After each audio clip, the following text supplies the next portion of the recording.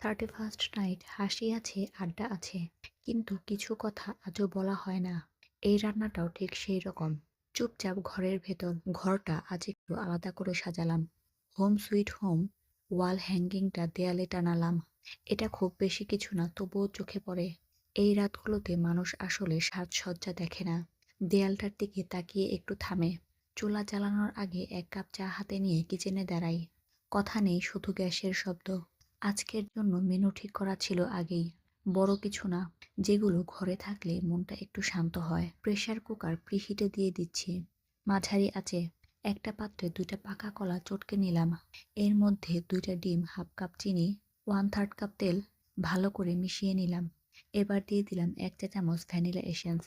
এখন দিলাম 1.5 কাপ ময়দা, 1/3 কাপ কোকো পাউডার, 1 চা চামচ বেকিং পাউডার, হাফ চা চামচ বেকিং সোডা। সব একসাথে মিশিয়ে হালকা হাতে ফোল্ড করে নিয়েছি। এখানে কোনো তাড়া নেই। ব্যাটারটা ঢেলে প্রেসার কুকারের ভেতরে দিয়ে দিলাম।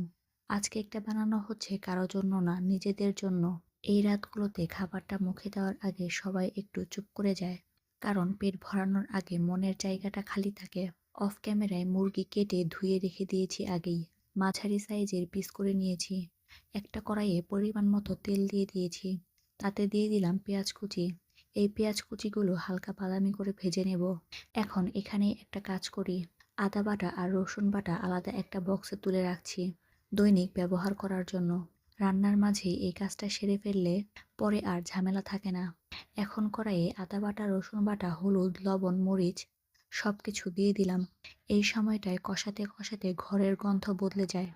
কেউ কিছু বলে না এই সময়ে, তবুও সবাই বুঝে যায় রান্না হচ্ছে। এবারে দিয়ে দিলাম সবগুলো মুরগি আর ভালো করে কষিয়ে নিলাম। কিছুক্ষণ পরে আলু আর সবুজ ক্যাপসিকাম দিয়ে দিলাম। ঢাকনা দিয়ে মাঝারি আঁচে রান্না করে নিয়েছি। পানি খুব বেশি দিব না, কারণ এই চিকেন কারিটা ঝোল কম থাকলেই বেশি ভালো লাগে। এবার রান্না করব পিস পোলাও। এটা রান্না করার জন্য প্রথমে চাল ধুয়ে ভেজানো ছিল। চুলায় একটা প্যানে ঘি দিয়ে দিয়েছি। এর মধ্যে দারুচিনি, এলাচ আর লবঙ্গ দিয়েছি। পেঁয়াজ হালকা করে ভেজে নিয়েছি। চাল দিয়ে নেড়ে পরিমাণ মতো লবণ দিয়ে নিয়েছি। কিছুক্ষণ এই চালগুলো খুব ভালো করে কষিয়ে নিয়েছি, এতে পোলাও রান্না ভালো হয়। এরপর দিয়ে দিলাম গরম পানি, আর তার আগেই দিয়েছি মটরশুঁটি। চুলার আঁচ কমিয়ে দিয়ে ঢাকনা দিয়ে ঢেকে দিয়েছি। এই সময়টাতে কেউ ফোন দেখে, কেউ জানালার পাশে দাঁড়ায়। 31st নাইট মানে সবাই একটু আলাদা আলাদা। এবারে তৈরি করব সালাদ, যেটা ছাড়া আমাদের চলেই না। আর এমন স্পেশাল খাবার হলে তো আর কোনো কথাই নেই। সালাদ বানানোর জন্য নিয়ে নিয়েছি শসা, গাজর, টমেটো, কাঁচামরিচ, লবণ আর ধনেপাতা। সাথে একটা লেবুও কেটে নিয়েছি। কোনো সস লাগবে না, কারণ এটা সাধারণ একটা সালাদ। এই সালাদটাই দরকার হয় ভারী খাবারের পাশে। চুলায় বসানোর 30 মিনিট পর দেখলাম কেক হয়ে গেছে, তাই কেকটা বের করে রাখলাম। কিন্তু এই সময়ে ঢাকনা খোলা যাবে না, কারণ ঢাকনা খুললে কেক বসে যেতে পারে। প্রেসার কুকারের তাপে কেকটা সফট থাকবে।